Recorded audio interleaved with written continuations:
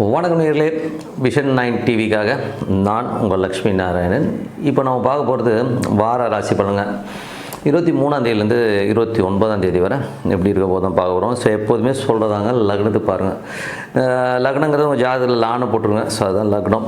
So ராசிக்கு பார்க்குறத விட லக்னத்துக்கு பார்க்குறது ரொம்ப பர்ஃபெக்டாக இருக்கும். உதாரணமாக ஒரு மகர லக்னம் விருச்சிக ராசினா நீங்கள் விருச்சிக ராசிக்கான பலன்களை பார்க்குறத விட மகர ராசிக்கான பலன்களை பார்க்கும்போது அது சூப்பராக இருக்குங்க. முதல்ல வர பொது பலன்கள் அது கொஞ்சம் ஜென்ரலாக இருக்கும். அதுக்கப்புறம் தசாபுக்தி பலன்கள். தசாபுக்தி பலன்கள் உங்கள் ஜாதகத்தில் என்ன தசாபுக்தி இருந்தாலும் ஒன்று நடக்கும். அதை நோட் பண்ணி வச்சு அதை நீங்கள் மிங்கிள் பண்ணி பார்க்கும்போது ரொம்ப பர்ஃபெக்டாக இருக்கும். வீடியோவில் டிப் ஆஃப் த வீக் இருக்குது கடகராசி. ஸோ கடகராசி பார்த்திங்கன்னா உங்கள் ராசி அதிபதி சந்திரன் அவர் 10ல் இருக்காருங்க. ஸோ 10ல் இருக்கும்போது என்ன மாதிரி விஷயங்கள்லாம் நடக்கணும் போது அவர் ராசி அதிபதியாக இருந்தோம். அவர் கொஞ்சம் தொழில் ரீதியான விஷயங்களில் கொஞ்சம் அலைச்சல் இருந்தால் நல்லா லாபம் கொடுத்துருங்க. ஸோ அது ரொம்ப நல்ல விஷயம். ஏன்னா 10-11 தான் போயின்னு இருக்கார். ஸோ அது ஒரு நல்ல விஷயத்தை கொடுத்துருங்க. கொஞ்சம் அலைச்சல் இருக்குன்னு வச்சுக்கோமே. மற்றபடி லாபம் இருக்கும்னா லாபம் கண்டிப்பாக இருக்குங்க. அவர் 2ஆம் அதிபதியான சூரியன். ஸோ 2ஆம் அதிபதியான சூரியன் பார்த்திங்கன்னா 9ல் இருக்கும்போது குடும்பத்துக்காக கொஞ்சம் அலைச்சல் தெரிஞ்சு கொஞ்சம் அங்கங்கே போய் கொஞ்சம் அலைச்சல் இருக்கும். அதே மாதிரி பார்த்திங்கன்னா சூரியன் பார்த்திங்கன்னா அது சனியை டச் பண்ணுறதுனால கொஞ்சம் எமோஷன் அதிகமாக இருக்கும். தேவையில்லாத விஷயத்துக்கு கொஞ்சம் கோபப்பரமான விஷயம்லாம் இருக்கும். டேடி கிட்ட கொஞ்சம் உஷாராக இருந்துக்குங்க. அதே மாதிரி ஓனர்கிட்டலாம் பேசும்போது கொஞ்சம் உஷாராக இருந்துக்கிறது ரொம்ப ரொம்ப நல்லது. அதுக்கப்புறம் கடகராசிக்கு 3-12ஆம் அதிபதியான புதன் அவர் பார்த்திங்கன்னா இப்போ 8ல் இருக்கும்போது தேவையில்லாத விஷயம் நடக்காத விஷயத்தெலாம் மூலில் போட்டுன்னு ஐயோ இப்படி ஆயிடுச்சுன்னா என்ன பண்ணுறது அப்படின்னு நினைக்கிறது. ஸோ சில பேர் இருப்பான் அந்த மாதிரிலாம் நினச்சின்னு இருப்பான். நடக்காத விஷயத்த உட்காந்து எனக்கு கேன்சர் வந்துட்டா என்ன பண்ணுறது, நான் என்ன செத்து போயிட்டேன்னா என்ன பண்ணுறது, இந்த மாதிரி தேவையில்லாத விஷயத்தை பண்ணாமல் என்ன நடக்குதோ அதை பார்த்துக்கணும். அதை விட்டு தேவையில்லாமல் அப்படி ஆயிடுச்சுன்னா என்ன பண்ணுறது, இப்படி ஆயிடுச்சுன்னா என்ன பண்ணணும் ஒன்றும் வேலைக்கு ஆகாது. அதே மாதிரி பார்த்திங்கன்னா சொத்து விற்பனை சம்மந்தமான விஷயங்களில் கொஞ்சம் அலைச்சல் ஜாஸ்தி இருக்கும். கொஞ்சம் தேவையில்லாத கற்பனையை மட்டும் விட்டுட்டு சைலண்ட்டாக ஆவட்டம் பார்த்துக்கலாம்னு சொல்லிட்டு தில்லா போகிறது தான் ரொம்ப நல்லது. பயந்துன்னு உட்காந்து நைட்லாம் தூங்காமல் இருக்கிறதுலாம் வேஸ்ட்டு. ஸோ அந்த மாதிரி விஷயம்லாம் கண்டிப்பாக இருக்கும். அதுக்கப்புறம் பார்க்கும்போது உங்களுக்கு 4ஆம் அதிபதி மற்றும் 11ஆம் அதிபதியான சுக்கிரன் பார்த்திங்கன்னா இப்போது 9ல் இருக்காருங்க. ஸோ அது என்ன மாதிரி விஷயங்கள் கொடுக்கணும் போது 4க்கு 6ஆக இருக்கும்போது ஏதாவது சொத்து விஷயத்தில் கொஞ்சம் நமக்கு செலவு வரும். இல்லைன்னா கொஞ்சம் கடன் வாங்குற மாதிரி சூழ்நிலை இருக்கும். அம்மா உடம்பு சரியில்லாமல் போய் அதனால் கொஞ்சம் பிரச்சனை வர்றதுக்கான வாய்ப்புகளும் கொஞ்சம் பார்த்து இருந்துக்கணும். இல்லைன்னா லோன் போட்டு எதாவது வாங்கலாமா அப்படிங்கிற எண்ணங்களை கண்டிப்பாக கொடுங்க. 5 மற்றும் உங்களுக்கு 10ஆம் அதிபதியான செவ்வாய் பார்த்திங்கன்னா அவரும் 8ல் போயிட்டுருக்காருங்க. அப்போ என்ன ஆகுனா உங்களுக்கு குழந்தைங்க கொஞ்சம் டென்ஷன் பண்ணோம். குழந்தைங்க கொஞ்சம் ஷோல்டர் தூக்கிட்டே டேடி அப்படின்னும். ஸோ அப்போ நமக்கு என்னடாவேன் மீசை முழிச்சிச்சுன்னா என்ன பண்ணுவான்ற மாதிரி நமக்கு ஒரு டென்ஷன் ஆகும் இல்லையா. ஸோ அதனால் கொஞ்சம் பசங்கிட்ட பேசும்போது உஷாராக இருக்குது நல்லது. அதே மாதிரி தொழில் ரீதியான விஷயங்களையும் பார்த்திங்கன்னா ஏதாச்சும் பெருசாக பண்ணணும்னு சொல்லிட்டு அதில் ஒரு டென்ஷன் வர்றதுக்கான வாய்ப்பு. கொஞ்சம் கவனமாக இப்போதைக்கு கொஞ்சம் நியூட்ரலாக போகிறது ரொம்ப ரொம்ப நல்லது. அதுக்கப்புறம் பார்க்கும்போது உங்களுடைய 6ஆம் அதிபதி. ஸோ 6 மற்றும் 9ஆம் அதிபதியான குரு 12ல் இருக்கும்போது என்ன மாதிரி விஷயங்கள் நடக்கும் அப்படின்னும்போது வேலையில் கொஞ்சம் அலைச்சலாக இருக்கும். அப்பா கொஞ்சம் உடம்பு முடியாமல் அதுக்காக கொஞ்சம் செலவு மரமான விஷயங்கள் எல்லாமே இருக்கும். ஸோ அதனால் கொஞ்சம் பார்த்து இருந்துக்கிறது ரொம்ப ரொம்ப நல்லது. வெளிநாட்டில் இருக்கிறவங்களாம் நல்ல காசு வருங்க. ஸோ காசுக்கு ஒன்றும் பிரச்சனை வராது. அதுக்கப்புறம் உங்களுக்கு 7-8ஆம் அதிபதியான சனி. ஸோ 7-8ஆம் அதிபதியான சனி பார்த்திங்கன்னா இப்போ உங்களுக்கு 9ல் இருக்கும்போது இந்த மாதிரி விஷயம் கொஞ்சம் அப்பா விஷயங்களில் கொஞ்சம் கவனமாக இருக்கணும். வெளிநாட்டில் தேவையில்லாத ஒரு டென்ஷன் இருக்கிற மாதிரி ஃபீலே கண்டிப்பாக கொடுக்குங்க. அதுக்கப்புறம் பார்க்கும்போது கணவன் மனைவியினுள்ள சும்மா அவங்க ஃபேமிலியை பற்றி இவங்க பேசுறது, இவன் அப்படி சொல்லிட்டான் அவன் அப்படி சொல்லிட்டான்னு சொல்லிட்டு 2 பேரும் மாறி மாறி நடக்காத விஷயத்துக்காக சண்டை போகிறதெல்லாம் இருக்கும். ஸோ அதை எவனோ சொல்லிட்டானா நீங்கள் உட்காந்து பேசி அதை சால்வ் பண்ணிடணும் இல்லையா. அதை வச்சுன்னு உள்ளுக்குள்ளேயே வச்சுக்கிட்டு சண்டை போடாமல் இருக்கிறது ரொம்ப ரொம்ப நல்லது. அதுக்கப்புறம் பார்க்கும்போது உங்களுக்கு 10ஆம் அதிபதியான செவ்வாய். 10ஆம் அதிபதி செவ்வாய் 8ல் இருக்கும்போது அகலக்கால வைக்காமல் இருக்கணும். நான் சொல்கிறான்னு சொல்லிட்டு கடன் வாங்குகிறேன், இந்த 1 லட்சம் கொடுத்தா 10 லட்சம் கொடுக்குறேன், 20 லட்சம் கொடுக்குறேன்னு சொல்லிட்டு ஆப்படிச்சுட்டு விடானு கொஞ்சம் ஜாகிரதையாக இருக்கிறது ரொம்ப ரொம்ப நல்லது.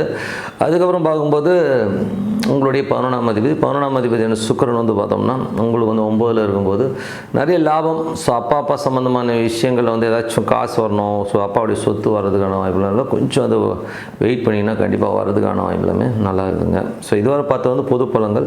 இப்போ பார்க்க தசாபக்தி பலன்கள். கடக லக்னமாக இருந்து சூரியன் தசாபக்தி. சூரியன் வந்து 9ல் இருக்குது. ஸோ 9ல் இருக்கும்போது கொஞ்சம் வந்து குடும்பத்து விஷயத்துக்காக கொஞ்சம் அலைச்சலுக்கு, வருமானத்துக்காக கொஞ்சம் அங்கங்கே சுத்தமான விஷயங்களை கண்டிப்பாக கொடுத்துரும். அதுக்கப்புறம் பார்க்கும்போது கடக லக்னமாக வந்து சந்திரன் தசாபக்தி. சந்திரன் நல்ல லாபம் கொடுத்துருங்க. நல்ல லாபம் நீங்கள் நினச்சது நடக்கும். நல்ல ஒரு சக்ஸஸான விஷயங்களுமே நல்லா நடக்குங்க. கடக லக்னமாக இருந்து செவ்வாய் தசாபக்தி வந்து செவ்வாய் வந்து பார்த்திங்கன்னா உங்களுக்கு 5ஆம் அதிபதி. ஸோ 5ஆம் அதிபதி 8ல் இருந்தாலே வந்து பிள்ளைங்க கொஞ்சம் இடவிடமாக பேசுறது, கொஞ்சம் நம்மளை படுத்துறமான விஷயங்கள், அதுக்காக செலவு பண்ணுறமான விஷயங்களை கொடுத்துரும், கொஞ்சம் அலைச்சலை கொடுத்துரும். அதுக்கப்புறம் பார்க்கும்போது உங்களுக்கு வந்து அது மட்டும் தொழில் ரீதியான விஷயங்களும் கொஞ்சம் கவனமாக இருக்கணும். எவனா சொல்லிட்டான்றதுக்காக நம்ம இதை அகல கால் வைக்கிறது, அவன் சொல்லிட்டான் லோன் போகாமல் இருக்கிறது, நான் பெரிய ஆள் ஆகிடணும், சீக்கிரமாக நானும் இன்றைக்கி சம்பாதிக்கிறது, நான் இப்படியே இருக்கிறேன் அப்படிங்கிற ஃபீலில் நம்ம வந்து வேகமாக போகிறேன்னு சொல்லிட்டு டப்புனி கிணத்துல குச்சிருந்த மாதிரி விஷயங்கள்லாம் இருக்கும். ஸோ அதனால் அதெல்லாம் கொஞ்சம் உஷாராக இருந்துக்குங்க. ஏன்னா அது வந்து நடக்கும். ஓகே. அதுக்கப்புறம் பார்க்கும்போது உங்களுடைய கடக லக்னமாக இருந்து ராகு தசை. ராகு 8ல் இருக்காருங்க. கொஞ்சம் ஃப்ரெண்ட்ஷிப் லெவல்லையும் சரி, வெளியூர் இந்த பொண்டாட்டி குடும்பத்தாட்டெல்லாம் வந்து கொஞ்சம் உஷாராக இருந்துங்க. அவனுங்களாம் கூட்டமாக வந்து கும்மி வச்சுட்டு போகிறதுக்கான வாய்ப்பு இருக்கணும். கொஞ்சம் கவனமாக, பொண்டாட்டியாக இருக்கட்டும் புருஷனாக இருக்கட்டும், அவங்கவுங்க குடும்பத்தில் இருக்கிறவங்ககிட்ட கொஞ்சம் உஷாராக இருக்குது. ஏன்னா இவங்ககிட்ட ஒரு பிரச்சனை இல்லைன்னா கூட அவனுங்களாம் வந்து கும்மி வச்சுட்டு போயிடுவானுங்க. ஸோ அது கொஞ்சம் கவனமாக பார்த்துக்க வேண்டிய விஷயம். அதே மாதிரி பேசுகிறதும் கொஞ்சம் உஷாராக பேசிக்கணும். ஓகே. ஸோ அதுக்கப்புறம் வந்து கடக லக்னமாக இருந்து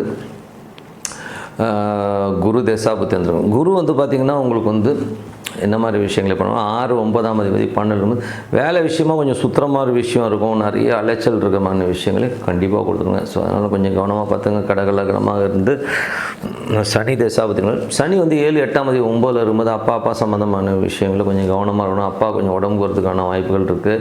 அதே மாதிரி வந்து கணவன் மனைவியோட கொஞ்சம் ஃபேமிலி ஓரியன்டாக வந்து எதாவது திட்டிப்பீங்க, கத்திப்பீங்க, கும்பலாக வந்து கும்மி அடிப்பாங்க. ஸோ கொஞ்சம் அதெல்லாம் வந்து கொஞ்சம் அவாய்ட் பண்ணிக்கிங்க. உங்கள் பிரச்சனையை வந்து நீங்களே உட்காந்து பேசித்துங்க. இன்னொருத்தன்ட்ட பஞ்சாயத்து போனீங்கன்னா அதை வச்சு அவன் வந்து ஒன்று அவனுக்கு என்டர்டெயின்மெண்ட் ஆகிடுவீங்க. ஓகேங்களா. அது என்ன பேசி தருமா அப்படின்னு சொல்லிட்டு அவன் கும்பலாக உட்காந்து சரக்கடிக்கும் போது இடவிடமாக பேசுவான். இல்லை கும்பலாக ஏதாச்சும் கல்யாணத்தில் போயிட்டு எல்லோரும் முன்னாடி வச்சு அவமானப்படுத்துவாங்க. ஸோ இன்றைக்கி நீங்கள் விதைக்கிறது அங்கே வந்து உங்களை அசிங்கப்படுத்தும். ஸோ அதனால் அதெல்லாம் கொஞ்சம் உஷாராக இருந்துக்குங்க.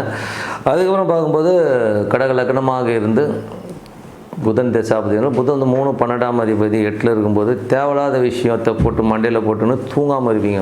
ஸோ அந்த மாதிரிலாம் இல்லாமல் எது கவலைப்படுறோன்னு சொல்லிட்டு முதல்ல யோசிக்கணும். சில பேர் வந்து கவலைப்படுவான், எதுக்குடா கவலைப்படுறேன்னா எதுக்கு கவலைப்படுறதுன்னு தெரியாமல் நான் கவலைப்படுறேங்கன்னு சொல்கிற கேஸ்லாம் இருக்குது.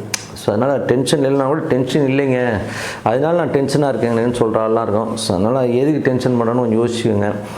அதுக்கப்புறம் கடக லக்னமாக வந்து கேது தசாபதி வந்தாங்க. கேது வந்து பார்த்திங்கன்னா உங்களுக்கு வந்து 2ல் இருக்கும்போது கொஞ்சம் வெடுக்குன்னு பேசலாம் கொஞ்சம் அவாய்ட் பண்ணிக்கங்க. அது மட்டும் இல்லாமல் நல்ல காசு வரும். காசு வந்தாலும் வந்து சில பேர் வந்து என்ன காசு வந்தாலும் பிச்சைக்கார வேஷம் போட்டுன்னே இருப்பானுங்க. ஸோ அது ஒரு சாபக்கேடு சில பேருக்குலாம். அவனும் செலவு பண்ண மாட்டான், நான் எடுத்து வச்சுட்டு உட்காந்து பேங்க் பாஸ்புக்கை பார்த்து சிரிச்சுனே இருப்பானுங்க. சில பேர் வந்து எல்லாம் எடுத்து போய்ச்சி வச்சு செத்து போயிடுவானுங்க. ஸோ அதனால் அந்த மாதிரி இல்லாமல் வாழ்க்கை வாழ்கிறதுக்கு முடிஞ்சால் 4 பேர் கொடுங்க, இல்லைன்னா நீயாச்சும் வாழ்ந்துட்டு போ. ஓகே. அதுக்கப்புறம் கடக லக்னமாக வந்து சுக்கிர தசாபதி இருந்தாலும் சுக்கிரன் வந்து பார்த்திங்கன்னா 4 11ஆம் அதிபதி உங்களுக்கு வந்து உச்சமாக 9ல் இருக்கும். நல்லாயிருக்கும், நல்ல விஷயங்கள் இருக்கும். ஏதாவது லேண்டு வாங்கலாம்னு தோணும்.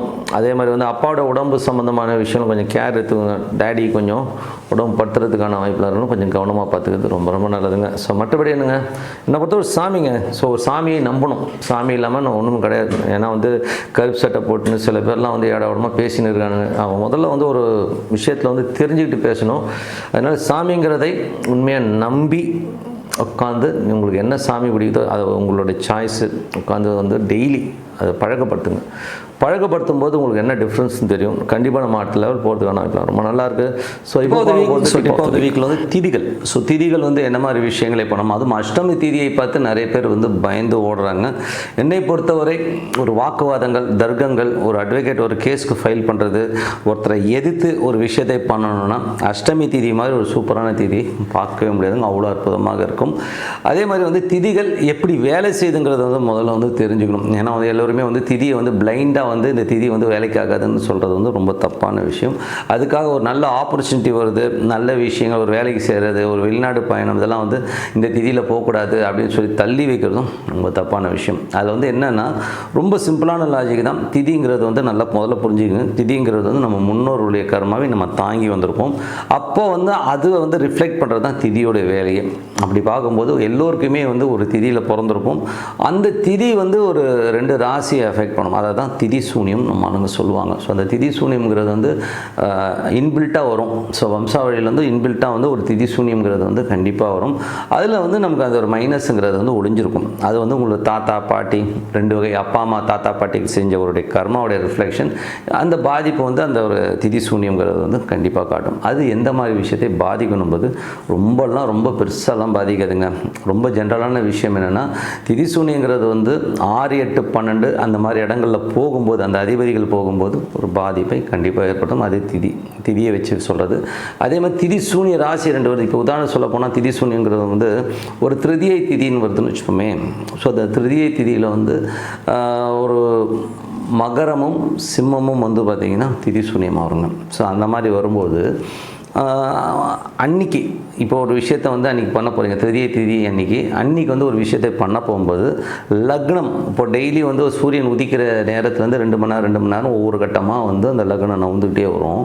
அந்த பர்டிகுலர் லக்னம் வந்து சிம்மத்திலேயோ மகரத்துலேயோ பிரயாணிக்கும் போது நம்ம ஒரு விஷயத்தை செய்யக்கூடாது. அவ்வளோதான். இதுதான் வந்து திதியில் வந்து மெயினான விஷயம். அதை விட்டுட்டு வந்து பிளைண்டாக இந்த ஒரு திதியை வச்சுக்கிட்டு ஒரு நாளை வேஸ்ட் பண்ணுறது வந்து ஹம்பக்கான விஷயம். அதில் வந்து ஒரு சில திதிகள் வந்து சுப முகூர்த்தங்களை தவறுங்கன்னு சொல்கிறாங்க, இல்லைன்னு சொல்ல முடியாது. சப்போஸ் வந்து பார்த்திங்கன்னா சதுர்த்தசி திதி, அது வந்து எல்லாருமே வந்து கொஞ்சம் மெயினாக இந்த சதுர்தசி அப்படிங்கிறது வந்து ரொம்ப மெயினாக வந்து தவிர்க்கப்பட வேண்டிய ஒரு திதி. ஏன்னா அது 4 கட்டங்கள் வந்து திதி சூனியமாக மாறும். ஸோ அதனால் வந்து அது மேக்ஸிமம் அதை வந்து அவாய்ட் பண்ணிங்க. அதுதான் ரொம்ப மேஜராக அது எல்லாருமே சொல்கிறது. அது வந்து கொஞ்சம் அவாய்ட் பண்ணி, நவமி திதி வந்து கூட பார்த்திங்கன்னா அவாய்ட் பண்ணணும்னு அவசியம். பட் அந்த லக்னம் வந்து அது மேலே போகாமல் இருக்கிறத வந்து கொஞ்சம் பார்த்துக்கிறது ரொம்ப நல்லதுங்க. அந்த லக்னமோ சந்திரன் நட்சத்திரம் சந்திரனோ அங்கே பிரயாணிக்கிற காலங்களில் நீங்கள் செய்கிற காரியங்கள் கண்டிப்பாக எஃபெக்ட் ஆகும். அதுவும் உங்கள் லக்னத்துக்கு 6, 8, 12ஆக மாறும்போது கண்டிப்பாக அங்கே பிரயாணம் பண்ணும்போது கொஞ்சம் எஃபெக்டை பண்ணும். அதேமாதிரி திதி சூனிய ராசிகளில் அந்த கிரகங்கள் பிரயாணிக்கிற நேரம், ஸோ அது வந்து அந்த டைம்லேயும் உங்களுக்கு வந்து பாதிக்கும். இல்லாட்டி மற்ற எந்த நேரத்துலையும் எப்போதுமே வந்து திதி சூனியமோ திதியோ வந்து உங்களை பாதிக்கவே பாதிக்காது. இன்னும் கேட்டால் அஷ்டமிலெலாம் வந்து ஒருத்தனை எதிர்த்து கேஸ் போடுறது, ஃபைல் பண்ணுறது, இதெல்லாம் பண்ணிங்கன்னா செம்மையாக ஒர்க் ஆகும். கிட்டத்தட்ட அட்டகாசமாக ஜெயிச்சுட்டு வரலாங்கிறது தான் உண்மையான விஷயம். எதிரிகளை வெல்ல அஷ்டமி திதியை விட்டால் வேறு நல்ல திதியே கிடையாது. அவ்வளோ சூப்பராக ஒர்க் ஆகும். பட் இருந்தாலும் அந்த திதிக்கான திதி சூனியங்களை தெரிஞ்சுக்கிட்டு அப்போ லக்னமோ சந்திரனோ அங்கே ட்ராவல் பண்ணும்போது அப்போ அவாய்ட் பண்ணிக்கிட்டு மற்ற டைமில் பண்ணுறது ரொம்ப நல்லது. இதுதான் இதில் உள்ள சூட்சமே. அதனால் ஒரு பிளைண்டாக போயிட்டு ஒரு திதி அப்படியே வந்து கெடுதல் பண்ணுங்கிறது நம்புறது ரொம்ப தப்புங்க. ஸோ மற்றபடி என்னங்க, என்னை பொறுத்தவரை நல்ல ஒரு பிரார்த்தனை தான் வந்து என்றைக்குமே அவசியம். டெய்லி பிரார்த்தனை பண்ணும்போதே நம்மளுக்கு வந்து அந்த கிளாரிட்டி கிடைக்கும். ஸோ அதனால் சிறப்பான விஷயங்கள் நடக்க வாழ்த்துக்கள். ஸோ மற்றபடி என்னங்க, உங்களிடம் விடைபெறுவது உங்கள் லக்ஷ்மி நாராயணன். நன்றி, வணக்கம்.